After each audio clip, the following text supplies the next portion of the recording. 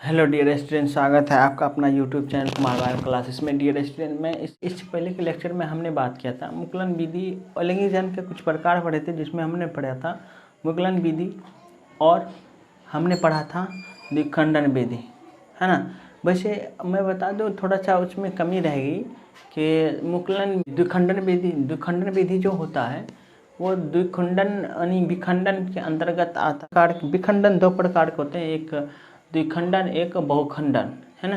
द्विखंडन भी कई प्रकार 3 प्रकार के लगभग होते हैं, तो उतना बात नहीं करते हुए हम ज़्यादा नहीं लेंगे। तो द्विखंडन होता है सीधा सीधा, उसमें हमने पढ़ा था कि जब मातृकोशिका 2 भागों में विभक्त हो जाए, है ना, तो उसे हम कहते हैं द्विखंडन, है ना। बहुखंडन एक से अधिक, है ना। तो हमने इन सबों के बारे में बात किया था। आज अलैंगिक जन के कुछ और भी प्रकार बचे हुए थे, तो हम आज वो पढ़ेंगे। चलिए, तो नंबर देखो, मैं बता दूं कि थोड़ा सा परेशानी आता है, मतलब और साधन भी नहीं है, तो थोड़ा हम लेट से अप टू डेट करते रहेंगे वीडियो, इसके लिए टेंशन नहीं लेना, है ना। तो चलिए, तो हम आज ज़्यादा टाइम नहीं लेते हैं। आज हम पढ़ेंगे अलैंगिक जन का एक तीसरा प्रकार, नंबर 2 तो पढ़ चुके थे। हम पढ़ेंगे चल बीजाणु द्वारा जनन। क्या करेंगे? चल बीजाणु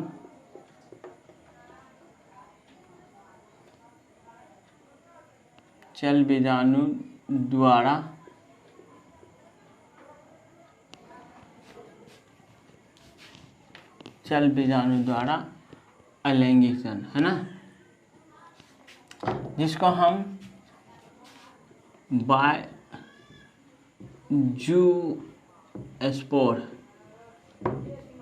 इंग्लिश में बोलेंगे, है ना। इंग्लिश में हम बायजूस्पोर यानी चल बीजाणु द्वारा जनन पढ़ेंगे। आज हम अलैंगिक जन का एक प्रकार है। कुछ ऐसे जीव होते हैं जिनमें चल बीजाणु, जैसे चल बीजाणु किसे कहते हैं? चल मतलब गमन करता है, गति करता है, गतिशील होता है ना। तो गतिशील वो बीजाणु होंगे जिनमें क्या होंगे? पक्षामी होंगे, यानी फलेजिला होंगे, वो गमन करेंगे, है ना। तो वो जिसमें वो उपस्थित होंगे वो चल होंगे, जो जिसमें नहीं होंगे वो चल होंगे, नन मोटाइल होंगे, है ना। तो हम कुछ ऐसे एग्जाम्पल लेते हैं, जैसे चल बीजाणु की बात करें तो फॉर एग्जाम्पल जैसे कि क्लेमाइडोमोनास, है ना। तो ये एक कोशिकीय शैवाल होता है, ये एक कोशिकीय शैवाल होता है ना। इसमें अलैंगिक जन किसके द्वारा संपन्न होता है? चल बीजाणु। ये खुद चल बीजाणु इसलिए कि गमन कर सकता है ना।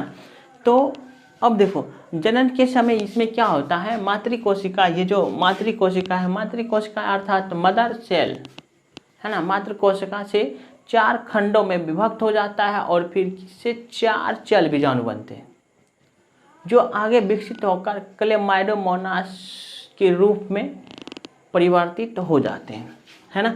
तो इसको हम बहुत अच्छे तरीके से हम पहले लिख लेते हैं और फिर फिगर पर भी समझते हैं, है ना। तो चलिए देखते हैं, जैसे कि क्लेमाइडोमोनास,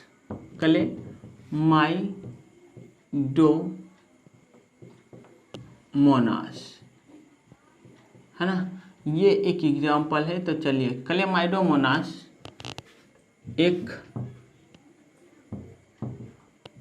कोशिकीय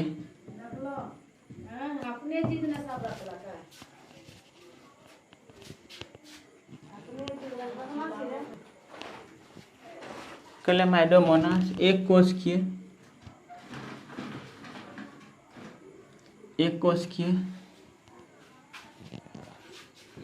शैवाल है, शैवाल है। फिर क्या होता है, एक कोशिकीय शैवाल है जिसमें अलैंगिक जनन किसके द्वारा संपन्न होता है, जिसमें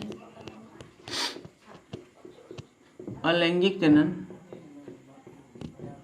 अलैंगिक जनन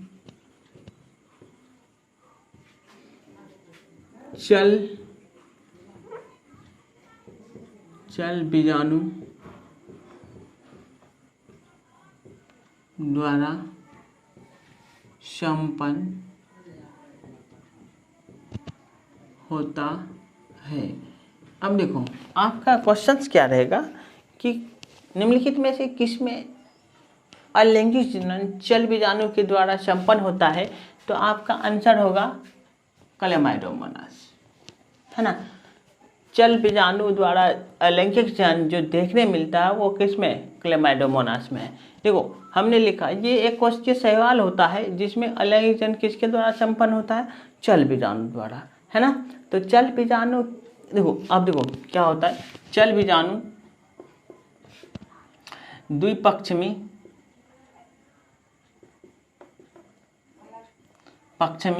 तथा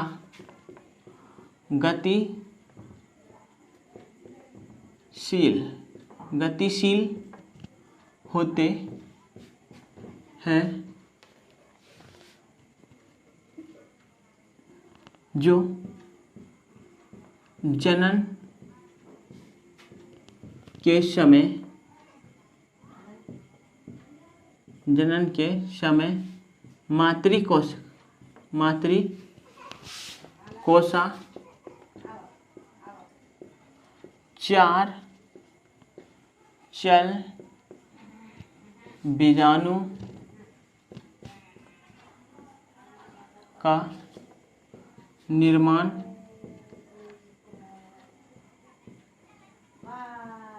करते हैं, जो विकसित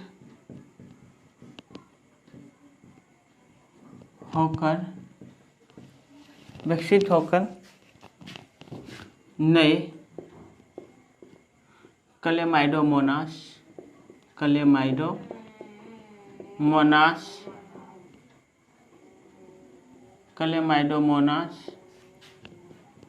के रूप में परिवर्तित हो जाते हैं, है ना। तो ये देखो ये क्या होता है, क्लेमाइडोमोनास में आपको अलैंगिक जनन अलैंगिक यानी चल बीजाणु द्वारा जो जनन देखने मिलता है अलैंगिक जनन किस में, क्लेमाइडोमोनास में। तो चलिए क्या होता है ये फिगर से समझते हैं कि जो बात यहाँ लिखी है ना तो वो सारे के सारे हम फिगर में समझते हैं। द्विपक्षमी समझ चुके हैं, गतिशील समझ चुके हैं, अलैंगिक जनन चल बीजाणु द्वारा संपन्न होता है किसमें, क्लेमाइडोमोनास में, ये बात हम समझ चुके हैं। तो अब देखो फिर हम एक फिगर से समझते हैं, ठीक है। तो चलिए फिगर से समझते हैं।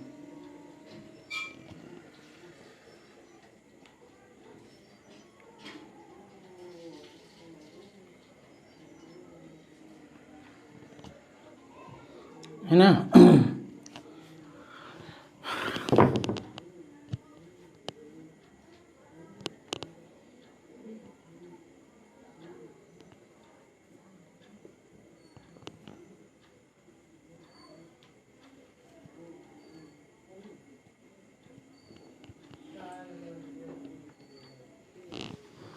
क्या है न्यूक्लियस, क्या है न्यूक्लियस,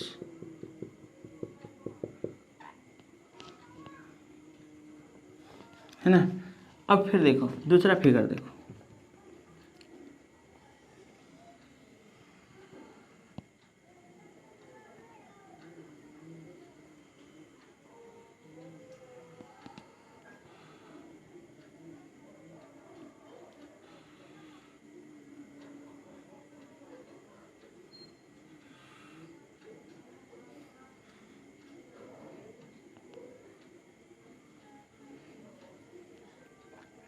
सब दिख रहा है आपको।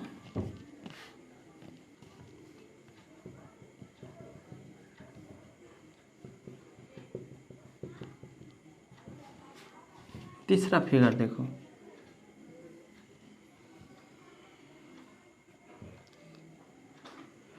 सब समझते हैं हम फिगर से।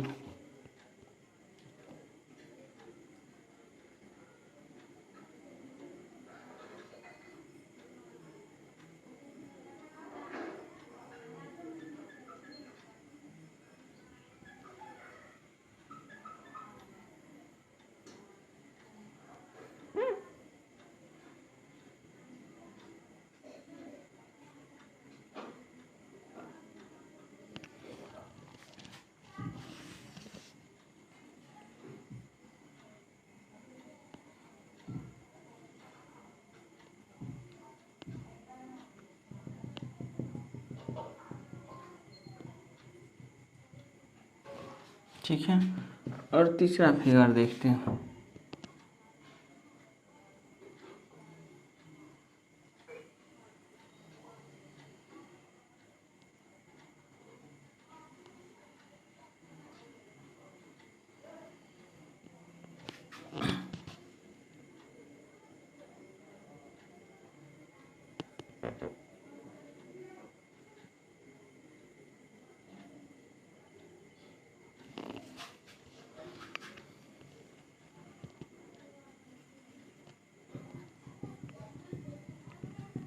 ये धीरे धीरे क्या दिख रहा है, धीरे धीरे टर्निंग हुआ है और इस तरह से दो भागों में बटा है ना।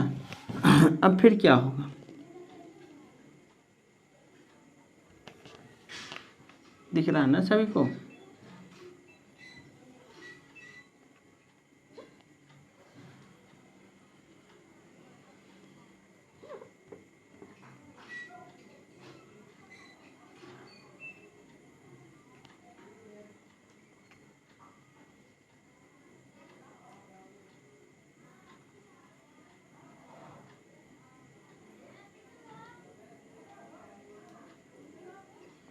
ये न्यूक्लियस बढ़ता हुआ दिख रहा है ना।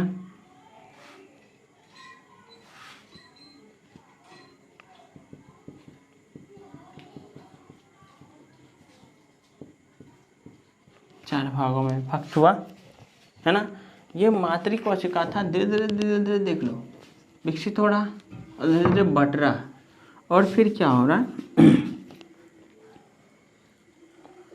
देखो, इस छोटा छोटा में बना लेते हैं क्योंकि आएगा नहीं, इसलिए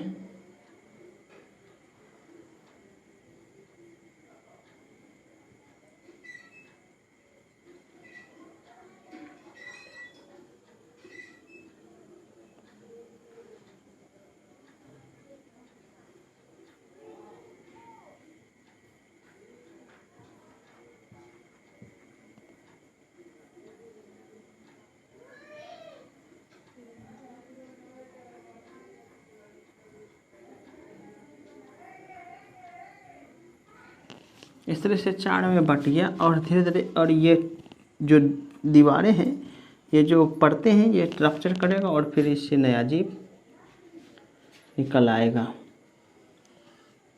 है ना। ये देखो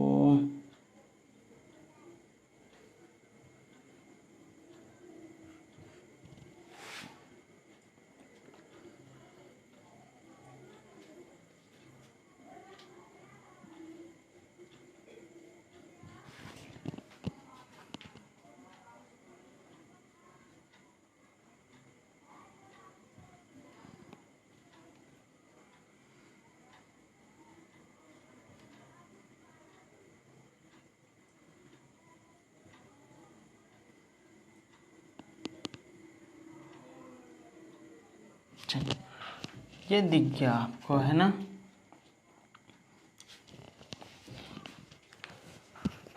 क्या हो रहा है, मातृ कोशिका धीरे धीरे विभाजित कर रही है और विभाजित लेंडस्कोप में फिर न्यूक्लियस विभाजित होता है पहले और फिर साइटोप्लाज्म का विभाजन होता है और ये चार भागों में बट रहा है और फिर चार भागों में ये फिर धीरे धीरे विकसित होता है और विकसित होने के बाद इसकी जो परतें हैं चारों तरफ से वो फटता है, रप्चर करता है और फिर क्या होता है, उसमें से चार चल बीजाणु बन जाते हैं और ये बीजाणु आगे चलकर क्लेमाइडोमोनास के रूप में विकसित हो जाते हैं, है ना। तो यही बात जो यहाँ दिख रहा है वही यहाँ लिखे हैं। क्लेमाइडोमोनास एक कोशिकीय शैवाल है जिसमें अलैंगिक जनन चल बीजाणु द्वारा होता है। तो क्वेश्चन रहेगा कि निम्नलिखित में से किसमें चल बीजाणु द्वारा अलैंगिक जनन होता है, तो आपका आंसर होना चाहिए झट से क्लेमाइडोमोनास, है ना। तो ये एक चल बीजाणु, ये चल द्विपक्षमी तथा गतिशील होते हैं। कौन? ये क्लेमाइडोमोनास, क्योंकि इनमें फ्लैजेला पाया जाता है, इसके वजह से ये मूवमेंट कर सकता है, एक है ना, गतिशील होते हैं। तो जो जनन के समय मातृ कोशिका 4 चल बीजाणु का निर्माण करते हैं और जो विकसित होकर नए क्लेमाइडोमोनास के रूप में परिवर्तित हो जाते हैं। तो ये था आपका चल बीजाणु द्वारा अलैंगिक जनन, है ना। तो एक और पढ़ते हैं कोनिडिया, है ना, कोनिडिया द्वारा अलैंगिक जनन, है ना, वो अभी पढ़ेंगे कोनिडिया द्वारा अलैंगिक जनन नंबर 4। कोनिडिया द्वारा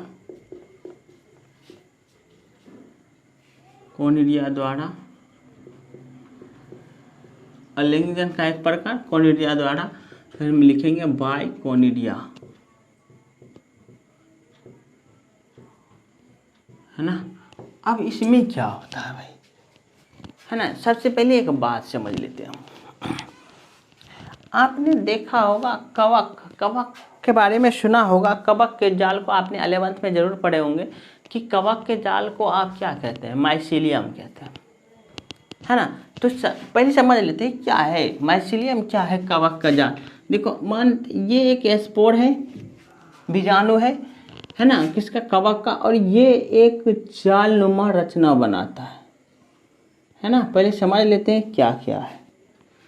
तो ये इस तरह से, है ना, संरचना होता है जहाँ तहाँ, है ना, ये इसी में निकलते हैं। ये एक ब्रांच जो होता है, ये सभी को मिलाकर हम एक साथ माइसीलियम का प्रयोग करते हैं। क्या कहते हैं इसको? माइसीलियम। आपका क्वेश्चन रहेगा कि कवक के जाल को क्या कहते हैं? हिंदी में वैसे तो कवक जाल कहते हैं, पर इंग्लिश से ही वर्ड पूछता है कि माइसीलियम। निम्नलिखित में से कवक के जाल को क्या कहते हैं? तो आंसर रहेगा ऑप्शन में माइसीलियम, और 2-3 रहेंगे और उसमें से आपको चुनना है माइसीलियम। कवक के जाल को क्या कहते हैं भाई? माइसीलियम। तो ये तो बात समझ गए कि ये ब्रांच कहानी है ना। माइसीलियम, मिस्टेक से लो लिखा गया, माइसीलियम। तो अब देखो ये एक शाखा पथ है ना, पर एक की बात करें, ये जो दिख रहा है यहाँ से निकला हुआ, हम एक की बात करते हैं, है ना। ये चलो एक, यहाँ से एक की बात करते हैं, एक।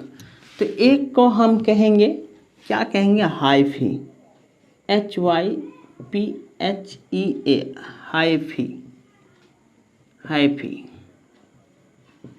है ना। एक को हम क्या पढ़ेंगे? हाइफी, है ना। अब देखो यही एक का हाइफी कोनिडिया बनाता है और फिर कोनिडियो स्पोर बनाता है ना। तो अब देखो हम उसी को समझेंगे और अभी उसी को पढ़ेंगे। तो ये एक का हाइफी है, यही धीरे धीरे विकसित करेंगे और फिर स्पोर बनाएंगे और उससे नए जीव बनेंगे। तो कोनिडिया द्वारा जनन किस में होता है? तो कुछ ऐसे जीव होते हैं जिनमें कोनिडिया द्वारा जनन होता है, तो वो है आपका पेनिसिलियम एस्परजिलस, है ना। ये एक कवक वर्ग का जीव है ना, कवक वर्ग के अंतर्गत आते हैं। ये एक जीव है एस्परजिलस पेनिसिलियम, है ना। तो हम वही बात को हम लिख लेते हैं। तो क्वेश्चन रहेगा आपका, जिसे कला ऑब्जेक्टिव बनाता है कि कोनिडिया द्वारा निम्नलिखित में से किस में जनन होता है? तो पेनिसिलियम आपका है उदाहरण, और एस्परजिलस, है ना। आदि भी फफूंदी वर्ग के कुछ पौधे हैं जो कोनिडिया के द्वारा, जिसमें कोनिडिया के द्वारा क्या होता है? अलैंगिक जनन होता है ना। कोनिडिया बीजाणु होता है, क्या होता है? बीजाणु, है ना। तो एक, अब ये क्या होता है? बीजाणु होता है, लेकिन ये एक चेन में मातृ कोशिका से उत्पन्न होता है, एक चेन में, श्रृंखला, है ना। एक चेन में मातृ कोशिका से उत्पन्न होता है और प्रत्येक कोनिडिया क्या होता है, मातृ कोशिका से अलग होकर नए पेनिसिलियम या एस्परजिलस बनाते हैं, है ना। तो चलिए हम वही बात को लिख लेते हैं। कुछ एग्जाम्पल हैं, पेनिसिलियम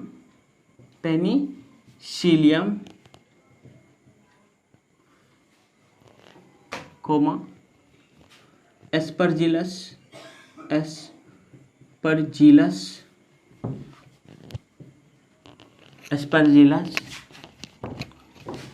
आदि फफूंदी वर्ग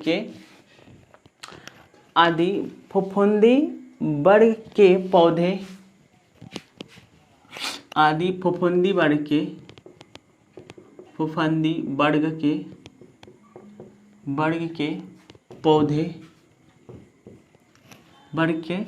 पौधे में अलैंगिक जनन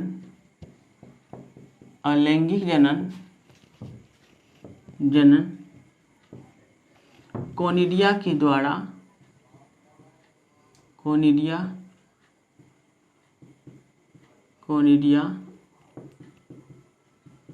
के द्वारा संपन्न होता है ना। कोनिडिया के द्वारा संपन्न होता है। कोनिडिया क्या होता है, वास्तव में बीजाणु होता है। कोनिडिया बीजाणु होता है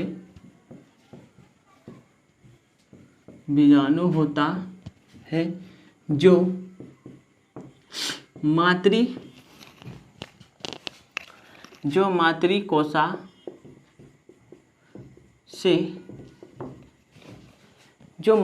कोशिका से उत्पन्न होता है ना। बीजाणु होता है जो एक चेन, है ना, एक श्रृंखला जो एक श्रृंखला यानी चेन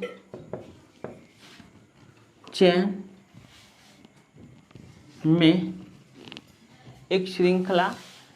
चेन में मातृ कोशिका से क्या होता है, चेन में मातृ कोशिका से उत्पन्न होता है ना। मातृ कोशिका से उत्पन्न होता है और प्रत्येक कोनिडिया मातृ कोशिका से प्रत्येक कोनिडिया मातृ कोशिका से अलग होकर नए पेनिसिलियम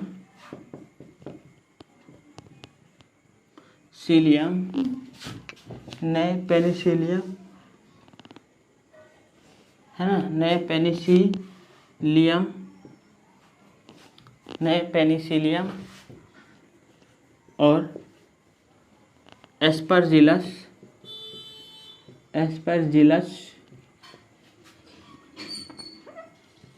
है ना,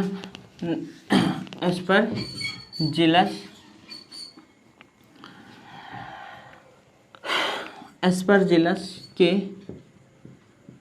रूप में विकसित हो जाते हैं। तो देखिए क्या होता है, मातृ कोशिका से अलग होकर नए पेनिसिलियम या एस्परजिलस के रूप में विकसित हो जाते हैं और जिसको समझते हैं हम फिगर पर, है ना। तो चलिए हाइफी की बात किए थे, हाइफी समझ में आ गया था, तो हाइफी की बात करते हैं, है ना। ये हाइफी भी कई प्रकार के होते हैं, है ना। सेप्टेड होते हैं, एक नॉन सेप्टेड होते हैं, है ना। तो हम इन पर ज़्यादा नहीं बात करेंगे, नहीं बहस करेंगे। तो चलिए हम देखते हैं ये हाइफी,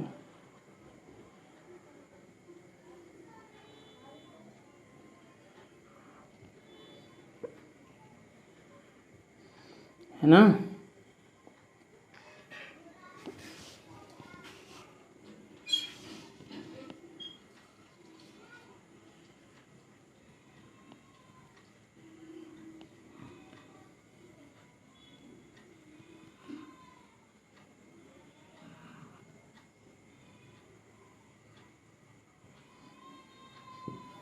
ये देखो श्रृंखलाबद्ध रहता है ना।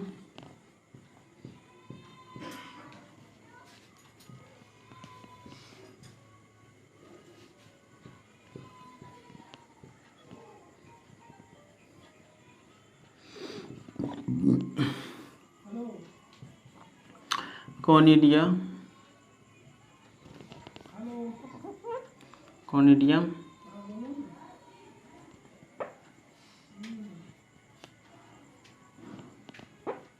देखो ये कोनिडिया है ना। ये क्या है आपका हाइफी है ना।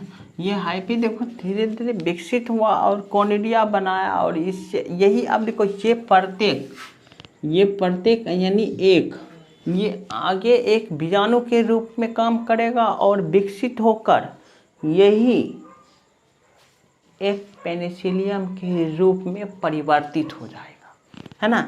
एक बीजाणु सब अपने आप में क्या है, एक बीजाणु सब अपने आप में एक पेनिसिलियम है, एक एस्परजिलस है ना। तो ये विकसित होकर क्या बनेंगे, एस्परजिलस या पेनिसिलियम, है ना। तो ये आप समझ चुके हैं कोनिडिया द्वारा जनन और क्या पढ़े, चल बीजाणु द्वारा जनन, है ना। तो डियर स्टूडेंट्स आज का क्लास यहीं तक रखेंगे, तब तक के लिए जय हिंद, जय भारत।